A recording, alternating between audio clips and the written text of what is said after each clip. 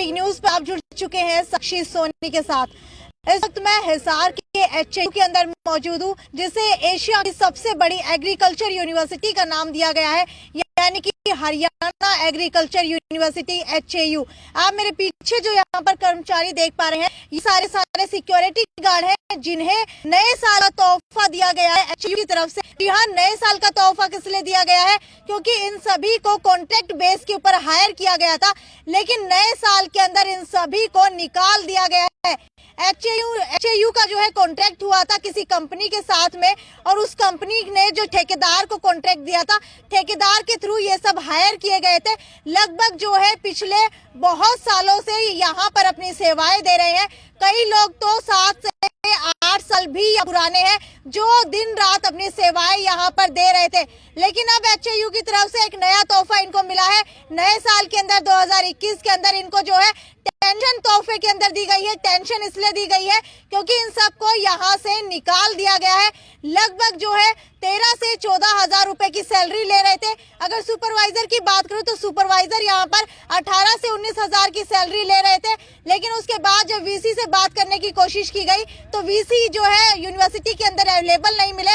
Registrar तक बात पहुंचा गई है, कुछ ही समय में रजिस्ट्रार के पास भी जाएंगे बात करने के लिए। लेकिन सबसे पहले आपको सुनवाती हूँ यहाँ पर सुपरवाइजर से कि आखिरकार पूरा मामला क्या है। सर, आपका नाम क्या है और आखिरकार हम जानना चाहते हैं कि आपको जो ये तोहफा दिया गया है, उस तोहफे का जो है HAU के ऊपर कितना असर पड़ेगा? मेरा नाम सूबेदार दिलबाग सिंह नैन है जी।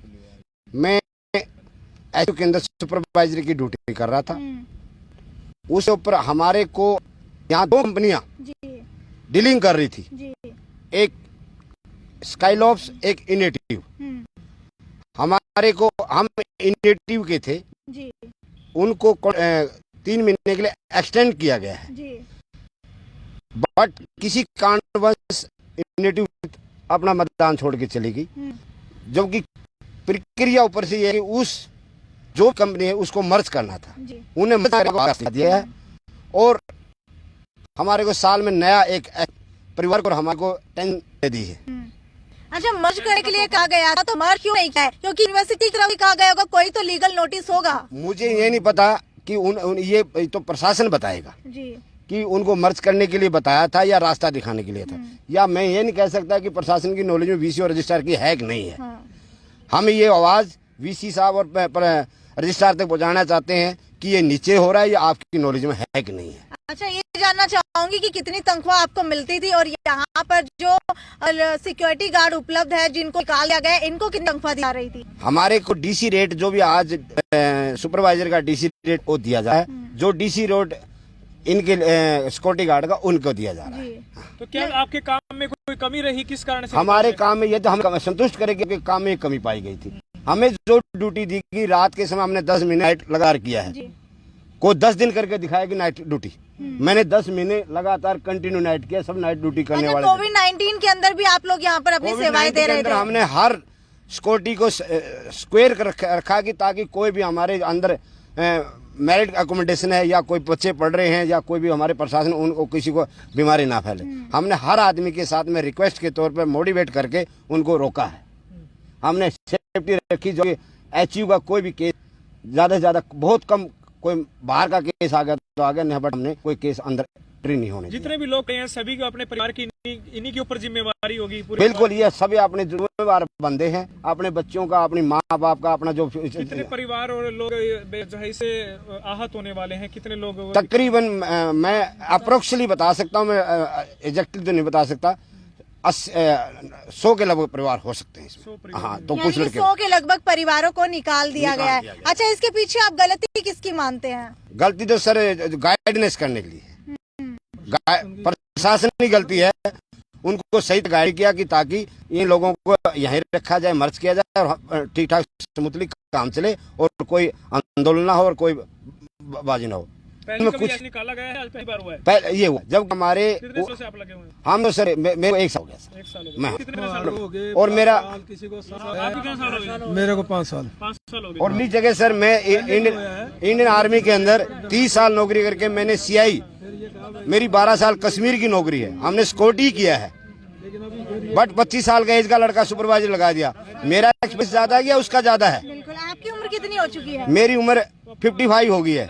अच्छा, आपने यहाँ इन्हें सेवाएं दी है, तो क्या लगता है ऐसे 10 साल बाद किसी को निकाल दिया जाए, कहाँ जाएगा वो? नहीं, निकाले तो पहले नहीं थे, बाकी ये अभी है। सर एक हैंडीकैप है, आप देखो सर, ये हैंडीकैप टांग कटी आर्मी से, इधर आओ, ये अपना टांग दूसरी डुप्लीकेट टांग है, जब भी अपना परिवार चला रहा है। आप विकलांग में हो? हाँ सर, अच्छा, पाँव से विकलांग कितने %? में मैं 70% हूँ। 70%। मतलब एक पाँव आपका काम नहीं करता बिल्कुल? आर्टिफिशियल है सर। अच्छा, आर्टिफिशियल। लेकिन इधर फिर भी 6 साल हो गए सर। 6 साल आप हाँ। यहाँ काम कर रहे थे, हाँ, अपनी सेवाएं लगातार दे रहे थे, हाँ, कोई बिल्कुल। शिकायत नहीं मिली? ना शिकायत हमको रीजन तो बताओ, आप में कमी है, 6 साल कर दी तो अभी एक दिन में क्या हो गया? बिल्कुल, मतलब आपको बगैर रीजन बताया अचानक बगैर से बगैर आपको बगैर हटाया कोई जा रहा है? नोटिस नहीं है, कोई नहीं है। अच्छा, कोई लीगल नोटिस नहीं दिया गया? कुछ नहीं है मैडम, कुछ नहीं। जहाँ पे दुष्यंत चौटाला कह रहे हैं कि 10 लाख लोगों को हम रोजगार देंगे। अरे सर कम कर रहे हैं, कम कर रहे हैं, 10 तो कम माइनस में चल रही है। अच्छा, हाँ, इधर तो बुरा हाल है सर।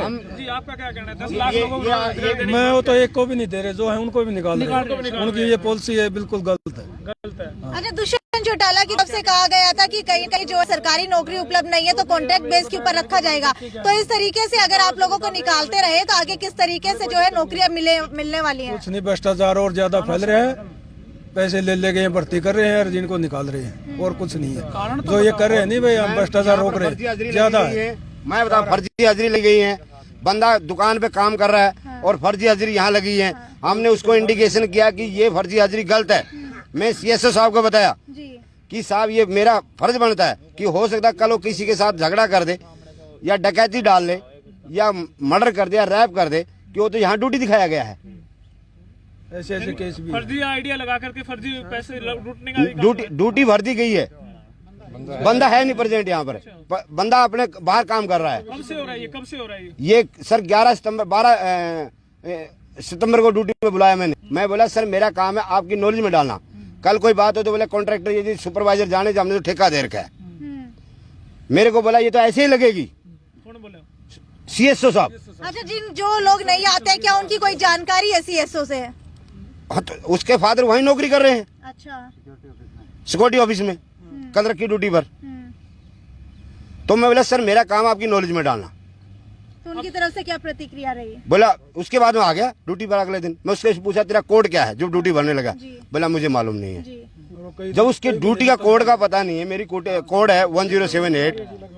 अब आगे किस तरीके से आंदोलन को तेज करेंगे?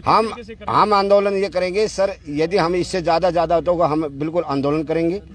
हम विज्ञापन सौंपेंगे VC को, DC को, और जितने हमारे इधर राज्यसभा का इशार का MP है और हमारे ये जो श्रम विभाग मंत्री हैं अनूप धानक साहब, उसको भी हम ज्ञापन सौंपेंगे। धरना और प्रदर्शन भी करने वाले? धरना प्रदर्शन करेंगे बिल्कुल, 1 नंबर गेट के ऊपर सोमवार से ज्यादा सोमवार से। हाँ। सोमवार से बिल्कुल। और जितने भी हमारे जो लोग संस्था के लोग हैं, जो भी कर्मचारी, उनको बुलाया है। और जब तक ऐसे ही चलेगा, ऐसे चलेगा? ऐसे ही चलेगा जी, जब तक हमें न्याय नहीं मिल जाता। जितने भी हैं जी, जहाँ तक जाएंगे जहाँ तक ज्यादा लगाएंगे, जहाँ तक अपनी बात आगे आगे तो जाएंगे। हम इसी से कहना चाहते हैं कि जो वादे राज्यसभा के अंदर आप बोलते हो उनको पूरा करो, लोगों की समस्या सुनो, ग्राउंड पे क्या है और कागजों में क्या है वो नहीं होना चाहिए। जो ग्राउंड और ऑन ग्राउंड की चीज देखो आकर। ये हमारे साथ यहाँ पर वो सिक्योरिटी गार्ड थे जिन्हें HAU प्रशासन की तरफ से बिना कोई लीगल नोटिस दिए निकाल दिया गया है। जहां एक तरफ दुष्यंत चौटाला दावा करते हैं कि हरियाणा के ही युवाओं को 75% जो है रोजगार दिया जाएगा, वहीं पर जो है इनको कहा जाता है कि आप लोगों को यहां से निकाल दिया गया है, वो भी बिना बताए। इनके अंदर गुस्सा है, आक्रोश है, क्योंकि बिना बताए जब एक ही बंदा घर के अंदर कमाने वाला हो उसको इस तरीके से निकाल दिया जाए तो आप लोग भी समझ सकते हैं कि किस तरीके का गुस्सा जो है मन के अंदर फूटता है। कहीं ना कहीं दुष्यंत चौटाला ने कहा था कि चाहे सरकारी नौकरी उपलब्ध ना हो लेकिन उसके बाद भी यहाँ पर ऐसा कोई नहीं होगा जो पूरे रूप से यहाँ पर इनकी व्यवस्था कर पाएगा, लेकिन उसके बाद भी जो है इनको नौकरियां दी जाएंगी, चाहे DC रेट के ऊपर, कॉन्ट्रैक्ट रेट के ऊपर जो है इनको रखा जाए। आगे देखते हैं कि क्या कुछ रहने वाला है आगे करके।